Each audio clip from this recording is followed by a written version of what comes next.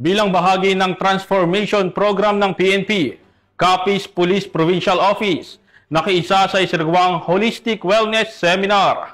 Ang magandang balita ay hatid ni Patrolwoman Justin May Halyores.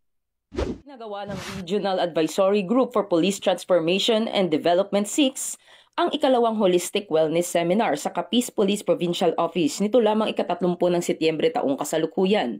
Layunin ng programa na palakasin ang kaalaman ng mga pulis sa mahahalagang aspeto ng buhay tulad ng pagpapahalaga sa pamilya, tamang pagpaplano sa sambahayan, wastong pagbabudget at epektibong paggamit ng mga resources. Sa naturang seminar, binigyang diin ang kahalagahan ng pagkakaroon ng balansing pamumuhay para sa mga kawani ng pulisya. Ang aktibidad ay isang konkretong hakbang bilang suporta sa Philippine National Police Transformation Program.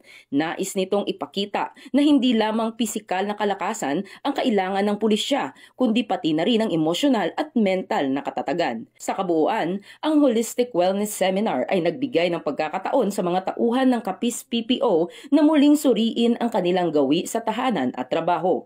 Ito ay nagsilbing paalala na ang tunay na pagbabago at kalusugan ay nagsisimula sa loob ng sariling pamilya. Isang prinsipyong mahalaga hindi lamang para sa mga pulis kundi para sa buong sambayanan. Dahil sa bagong Pilipinas, ang gusto ng pulis, ligtas ka.